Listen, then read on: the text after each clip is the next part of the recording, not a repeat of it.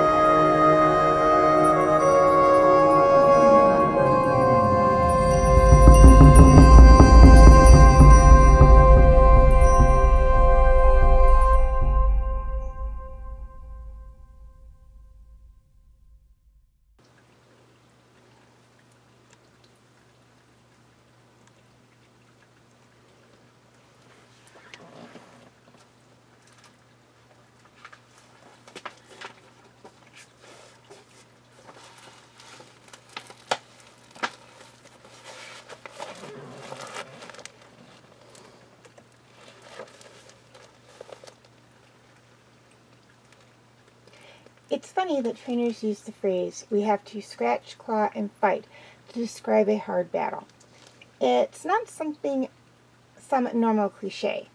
My previous two Pokemon have done just that to Jasmine's Steelix.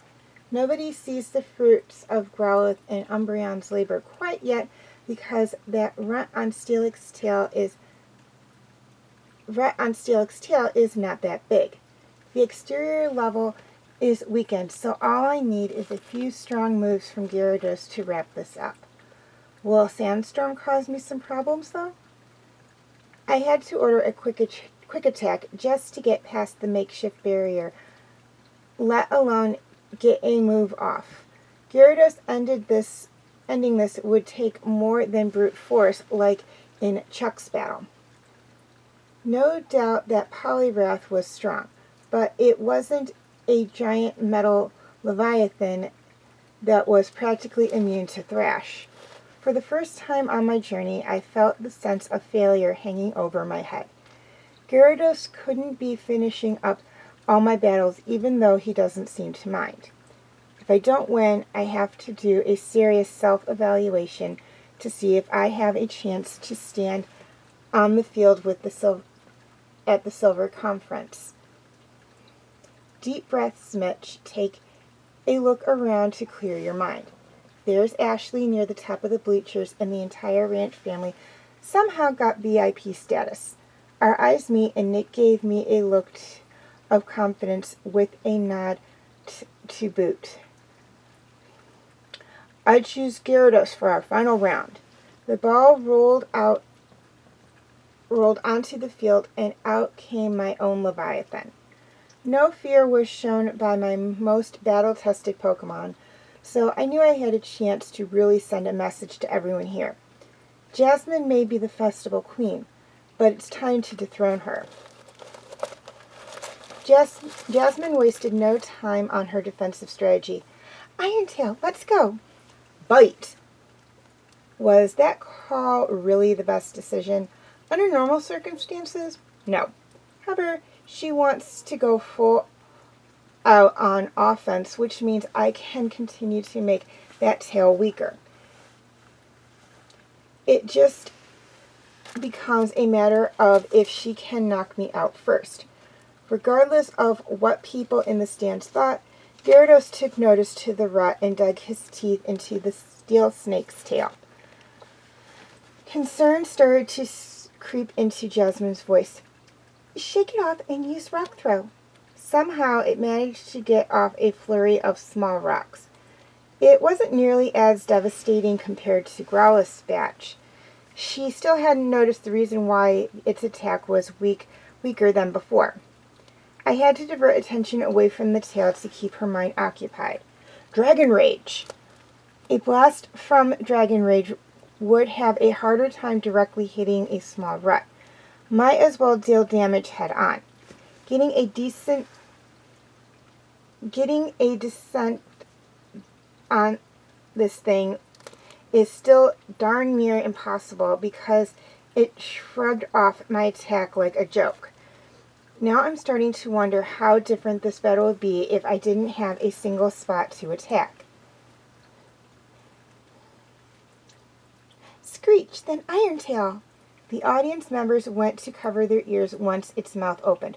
Unfortunately, Gyarados doesn't have that luxury, nor was he able to dodge the weakened but still powerful Iron-Tail. He was pushed back, and I ordered another Dragon Rage. Sandstorm was the counter. My plan was going to be harder to execute after Jasmine saw her Sandstorm attack was much weaker than before. She put her hand on her chin while pondering what to do next. Well, this is something that hasn't been done before. Steelix has never been in a battle this long before, but that doesn't mean he'll be losing steam. I wouldn't expect anything less from the Festival Queen. She was turning red in the face after hearing that, but it's not like I was wrong. We've both been through a lot up to this point, but I think it's time for this battle to be over. Dragon Rage! Steelix, use Iron-Tail! Dragon Rage was seemingly cut in half by the Iron-Tail, but the rut was too deep and too big to ignore. The pain had finally seeped its way deeper into Steelix's body. He let out one more screech along with its tail glowing before a massive thud was heard throughout the arena. down for the count. Steelix is unable to battle. Gyarados is the winner. The match goes to the challenger. Cheering rained down from the nosebleed seats as more people stood up to congratulate us on a great finale to the festival. An usher opened up the VIP section of the stand so that everyone sitting there could come onto the field for the post-match ceremonies. Men in suits were guarding a trophy as well as a case containing the mineral badge. In addition, there was a sheet of paper underneath both objects. It seemed like a story of some sort. Jasmine took the microphone once the spotlight was making her dress glitter in the light. Thank you all for coming to the grand finale. It was with great pleasure that I present this mineral badge to Mitch. Somehow the crowd got even louder after I was given the hardware to prove my victory. After I raised my hardware to the retractable roof opened and the lights were turned off and everyone went silent before Jasmine started her tale. It was just all of us and the starry night sky. Long ago, Olivine was a poor port city with people struggling to survive.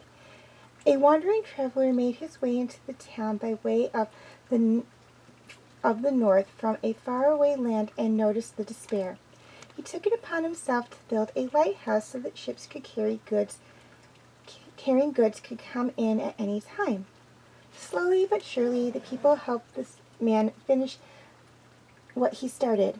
It was finally complete when the man placed his Umbreon on the lookout to illuminate the treacherous sea. Olivine immediately became prosperous, and the people could not find a way to repay the man for what he had done, since he politely refused their money. The man had stayed at the lighthouse to care for his Umbreon and watch over the city. A spotlight shined on her. 2 children had visited the man one day with a Mareep saying that the man had done enough and that they were going to do the man's job so he could relax. The man smiled and said that the town could help raise it with care. Only then would he retire. Once the Mareep had evolved, the children took it back to the man at the lighthouse.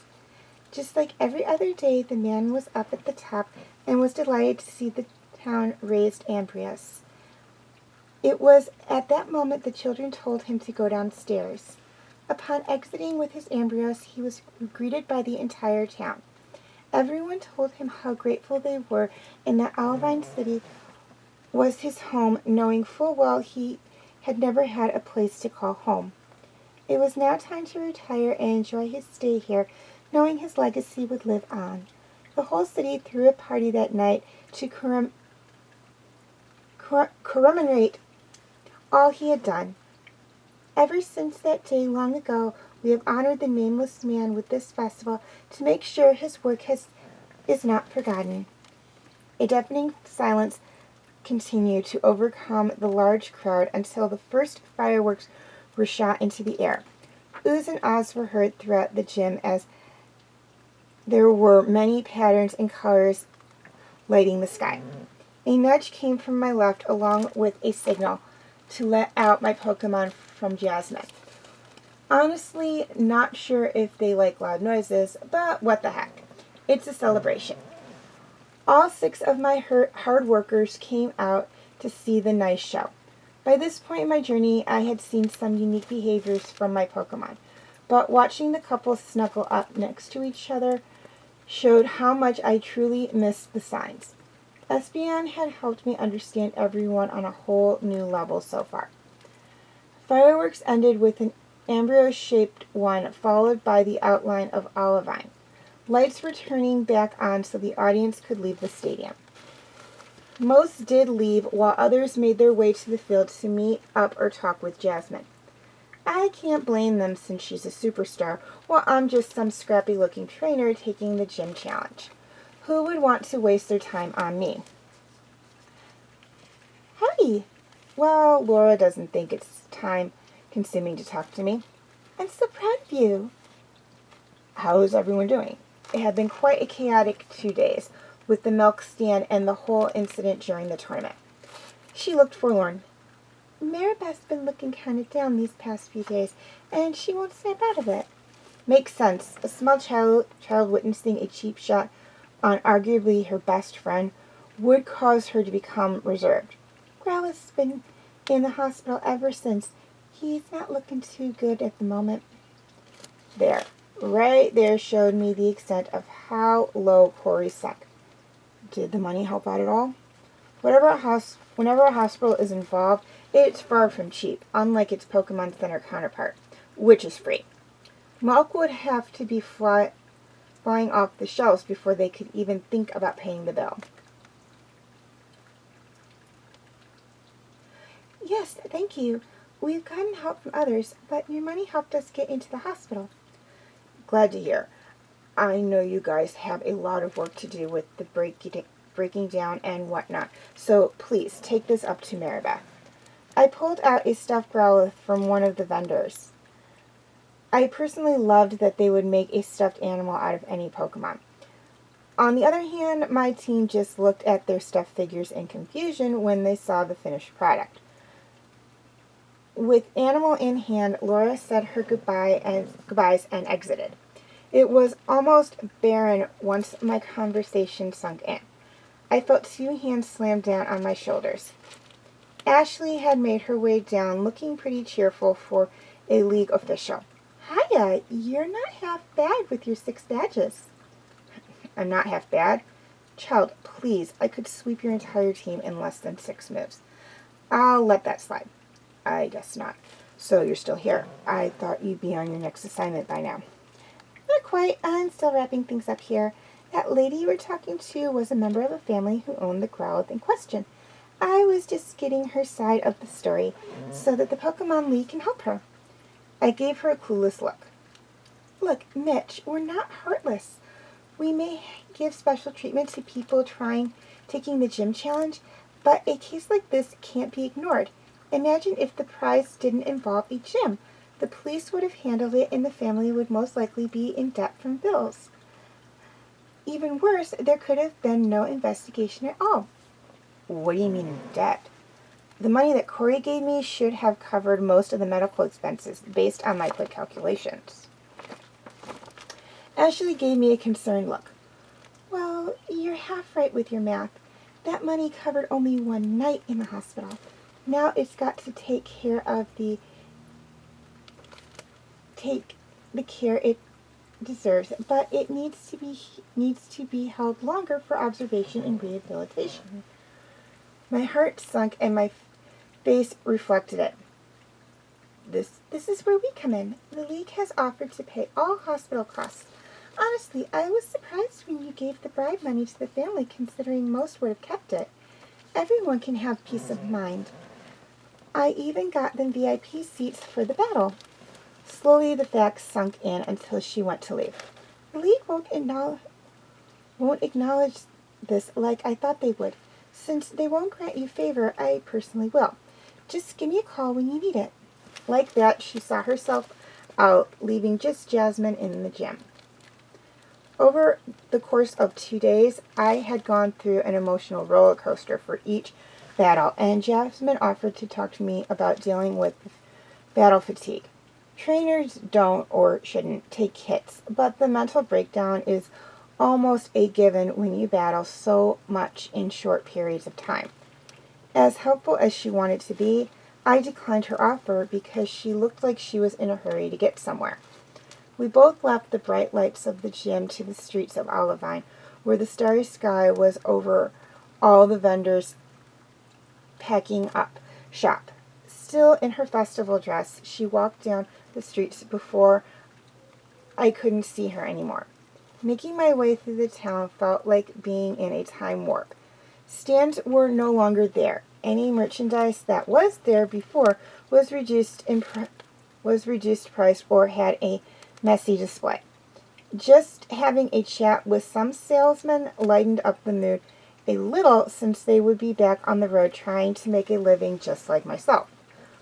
Once it was well past midnight, the moon and stars were overtaken by clouds. Rain soon followed, which made me dash for the lighthouse because it's probably the only thing open this late on this side of Olivine. There's no way I'm sprinting back to the crowded center. Luck was on my side this time around, since it decided to pour after I got to the front door. Unlike the first time, the ground floor was much brighter. Umbreon didn't have to be my guide this time up the stairs. As I got closer to the top, I heard some shouting between Jasmine and some other man.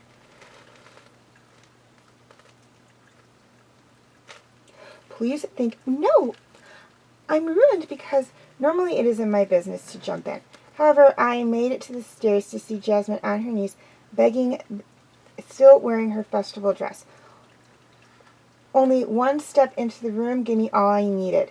Corey had made his way to the upper room and looked like he was carrying Amphi out, and Jasmine was pleading with him to let Amphi go. Some bruises covered Amphi in addition to his labored breathing, but Jasmine looked far worse at first glance. Both arms had some pretty large bruises as well as minor cuts. It was unsettling seeing them continue to argue until Corey stopped mid-sentence to look at me. To say that the look on his face was upset is probably an understatement. You! My life is taking a turn for the worse because of you.